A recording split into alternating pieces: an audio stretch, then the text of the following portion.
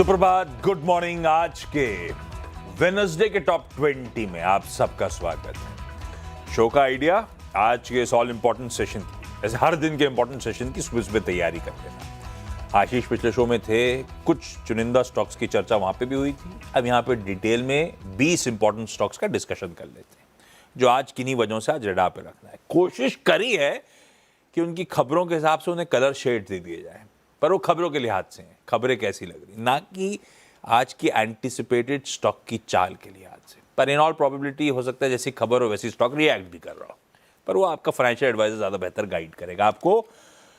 बढ़िया रहा कल का दिन और पिछली सीरीज। कल का दिन भी क्या, रिकवरी से बढ़िया लोज आए। एशिया तो सल करके ही बंद हुआ, हमने तो फिर भी लोअर लेवल से, एक्सपायरी का दिन था, वोलेटिलिटी थी, लेकिन रिकवरी हुई। बढ़िया पिछली सीरीज थी। आज से नई सीरीज का आगाज हो रहा है और नई सीरीज की शुरुआत अच्छी होगी, ऐसा गिफ्ट निफ्टी गांधीनगर से बता रहा है, 50 पॉइंट ऊपर। पर हाँ, बहुत इंपॉर्टेंट, ये second half of the week है।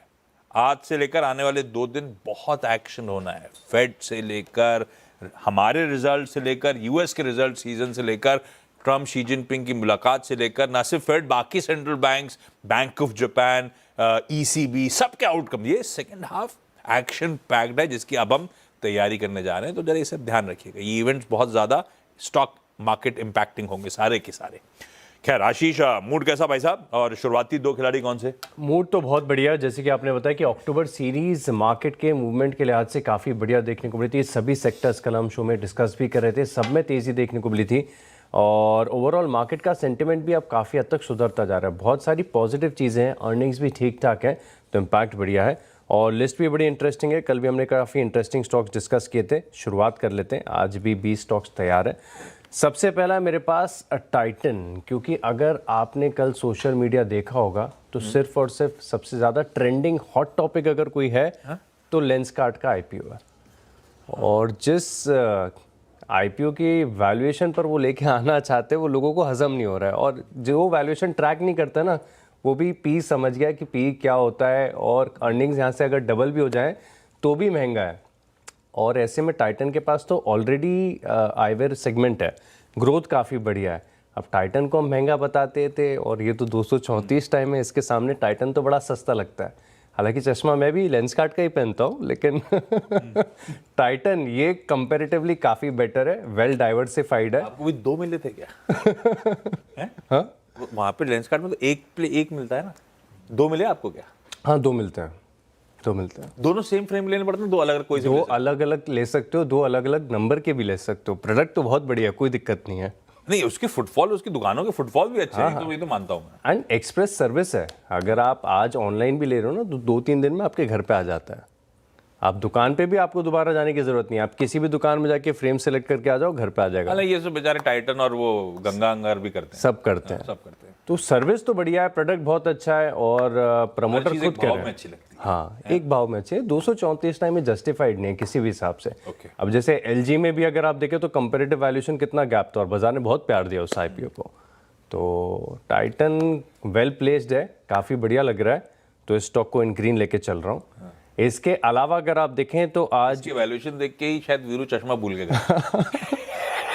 और इसकी वैल्यूएशन ऐसे किसी भी चश्मे से आप देख लो, आपको महंगा ही लगेगा किसी भी हिसाब से। आएगा तो केवाईसी में चर्चा करेंगे, मैनेजमेंट बुलाएंगे, तब डिटेल में बातचीत होगी। हाँ, तो 361 वैम यहाँ पर आप नज़र रख के चल सकते हैं। एक तो ये जो इंस्टीट्यूशनल ब्रोकर्स हैं, इनके लिए थोड़ा सा नेगेटिव खबर आ रही है, क्योंकि सेबी की तरफ से अगर आप देखें तो एक कंसल्टेशन पेपर लेकर आया गया है, जिसमें जो म्यूचुअल फंड्स कैश और डेरिवेटिव्स में वॉल्यूम करते हैं, ट्रेड्स करते हैं, इस पर जो ब्रोकरेज लगती है इसे रिड्यूस करने का, इसको कैपिंग करने की बात यहाँ पर की जा रही है। तो 361 वैम जैसे जो इंस्टीट्यूशनल ब्रोकर्स हैं, इनके लिए नेगेटिव हो सकता है। अच्छा, क्या है, सब अच्छा अच्छा दिख रहा है, तो मैंने 2 शुरुआती लाल रखे। थोड़ा चेक्स एंड बैलेंस रखने चाहिए ना। श्री सीमेंट, हालांकि इस स्टॉक ने काफी कुछ समय से कुछ किया भी नहीं है, पर नतीजे आज, वैसे पिछले शो में हेडलाइन जो थी वो ठीक है, प्रोड्यूसर साहब ने पढ़वाई थी कि अच्छे नतीजे, on the face of it कोई दिक्कत नहीं। आय में 15% का जंप है, इबीटा में 43% का उछाल है, तो on the face of it numbers अच्छे हैं, पर इसको पर्सपेक्टिव में रखने की जरूरत है। स्ट्रीट क्या मान के चल रहा था और क्या डिलीवर हुआ।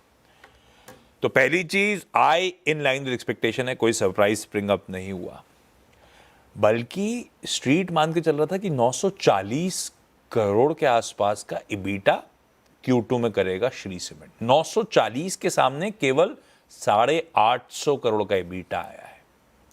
मार्जिन्स एक्सपेक्टेड था एक्सपैंड होंगे, कोई सरप्राइज नहीं है, पर एक्सपेक्टेशन क्या थी कि 15.9 से बढ़ के 22% पे पहुंचेंगे।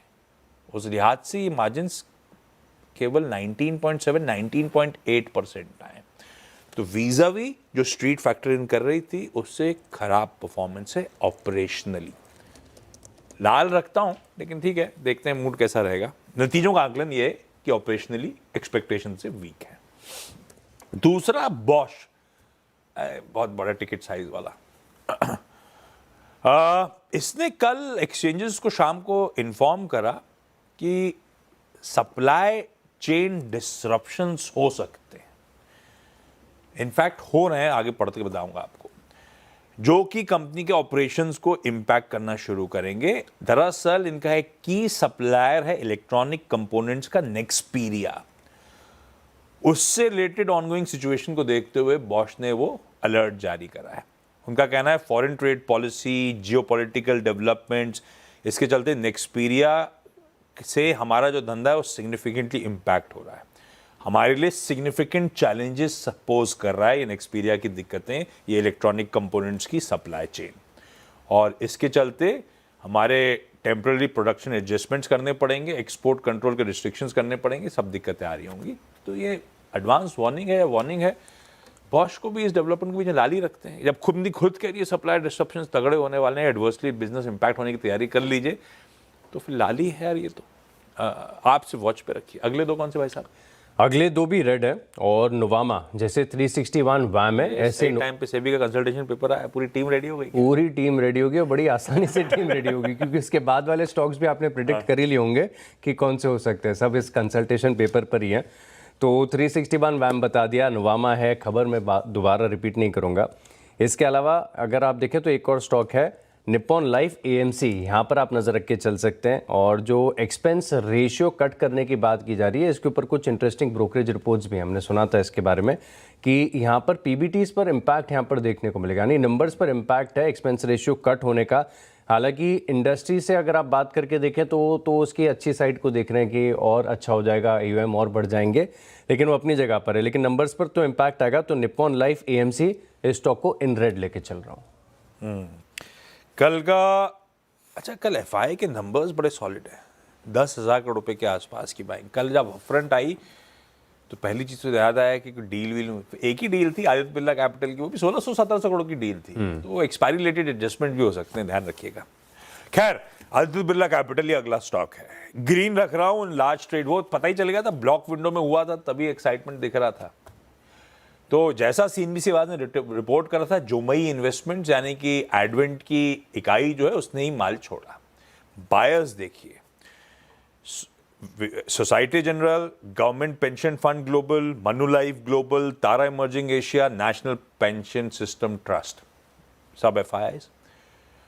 देसी में DSP Mutual Fund, HDFC Life, ICICI Prudential Life, SBI MF और मोतीलाल ओसवाल MF, इन सब ने वो सारा माल खरीदा है। आदित्य बिरला कैपिटल बढ़िया बाइंग आई है, इन ग्रीन रखा, और वो ओवरहैंग भी खत्म होता है, एडवेंट अब एग्जिट कर चुका है। अदानी ग्रीन, कल NTPC ग्रीन के नाम में ग्रीन था, तो अदानी ग्रीन के भी नाम में ग्रीन। हालांकि इसलिए नहीं ले रहा हूं, नतीजा अच्छा है। आय फ्लैट है लेकिन ऑपरेशनली परफॉर्मेंस बढ़िया, 17.5% का एबिटा जंप।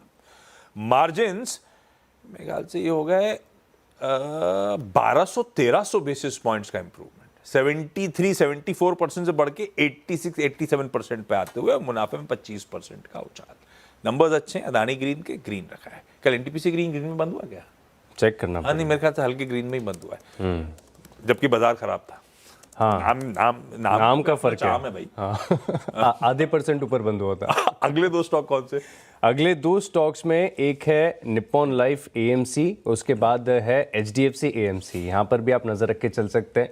और जैसे कि बताया कि कंसल्टेशन पेपर आ रहा है, और इसके बाद अगर आप देखें तो जो एक्सपेंस रेशियो है इन्हें थोड़ा सा रिड्यूस किया जाएगा, तो पूरी इंडस्ट्री के लिए नेगेटिव है। HDFC AMC इस स्टॉक को इन रेड रखा है। इसके बाद जो ये आसान वाले स्टॉक्स हैं ना मेरी लिस्ट में, वो खत्म हो चुके हैं। अब गो डिजिट है, यहाँ पर आप नजर रख के चलेंगे।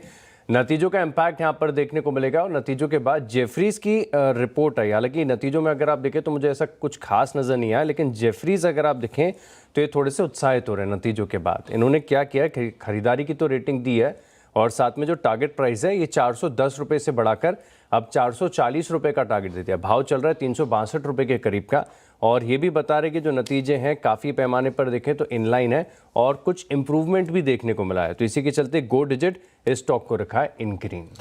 अच्छा, क्विकली अगले दो में एक तो टीवीएस होल्डिंग्स।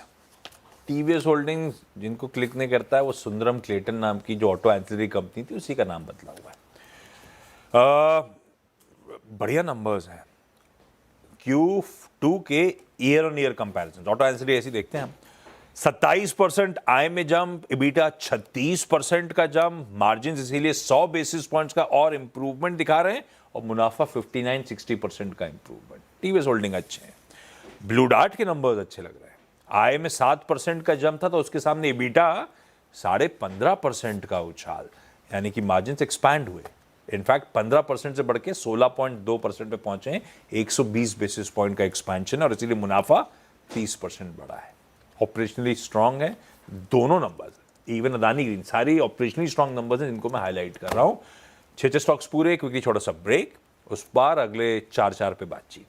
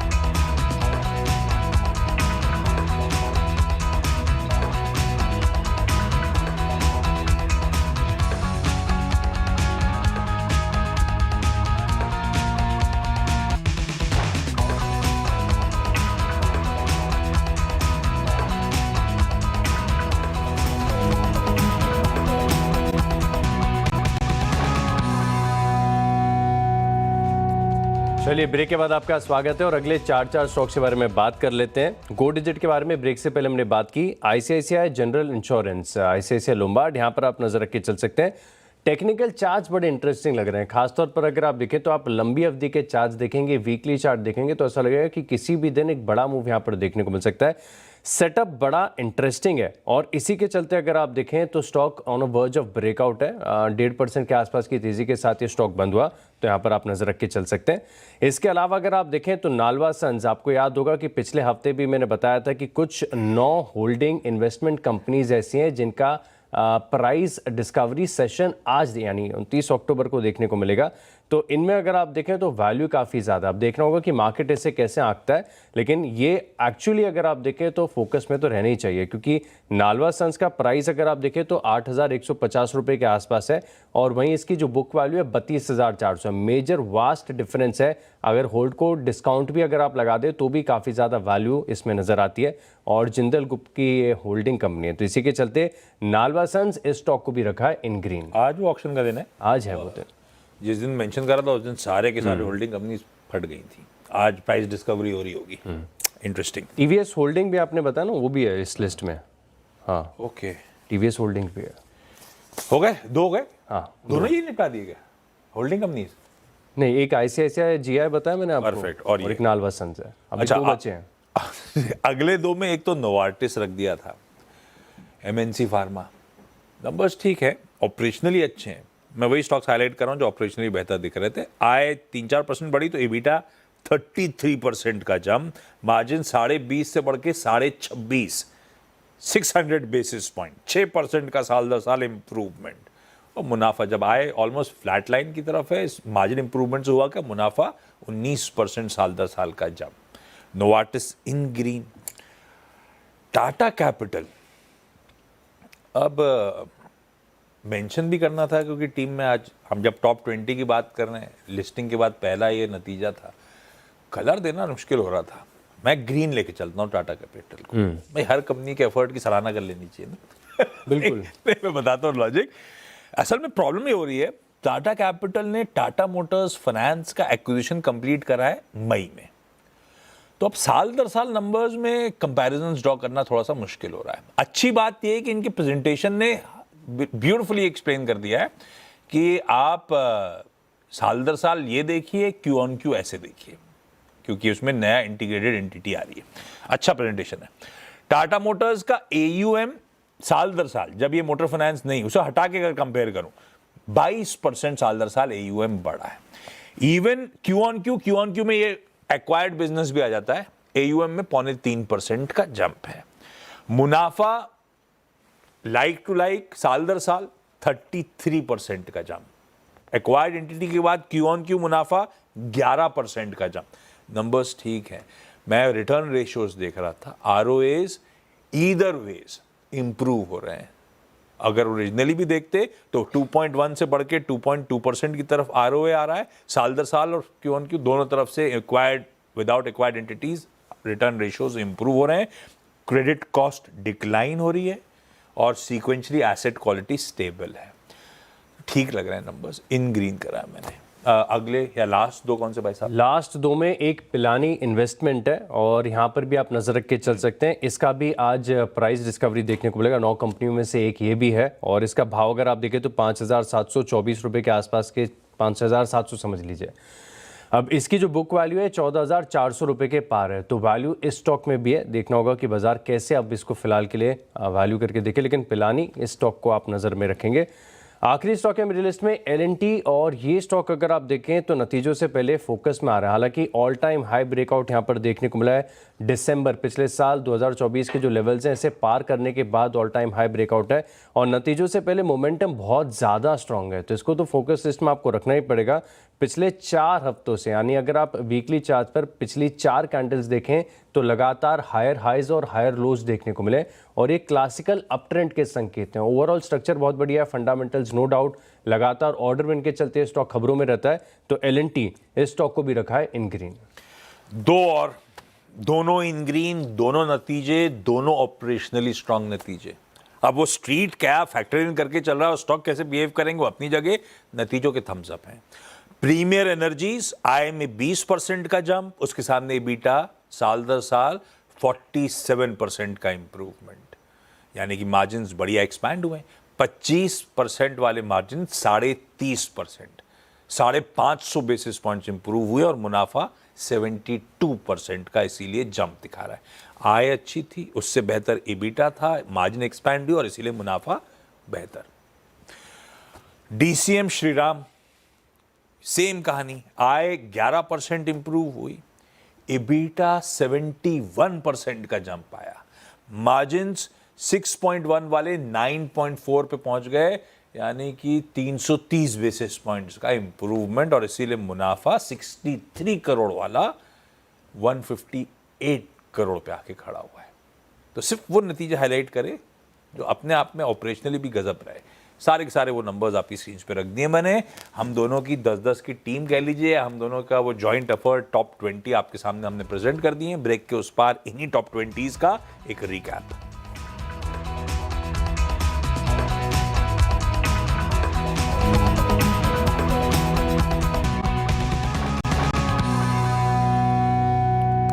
चलिए ब्रेक के बाद आपका स्वागत है और अब 20 स्टॉक्स का रिकैप देख लेते हैं। सबसे पहले टाइटन इस स्टॉक को लिस्ट में शामिल करिएगा। इसके पास भी आईवेयर बिजनेस है।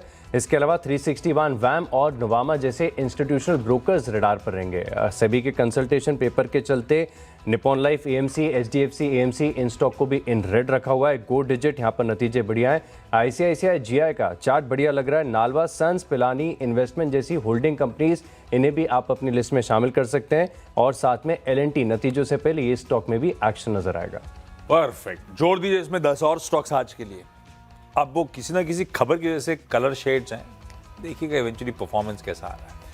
श्री सीमेंट और बॉश को सिर्फ लाल में रखा था, otherwise Aditya Birla Capital, Adani Green, TVS Holdings, Blue Dart, Novartis, Tata Capital, Premier, TCM Shriram, सब अलग अलग रीजन से चलते आज के सेशन के लिए इन ग्रीन।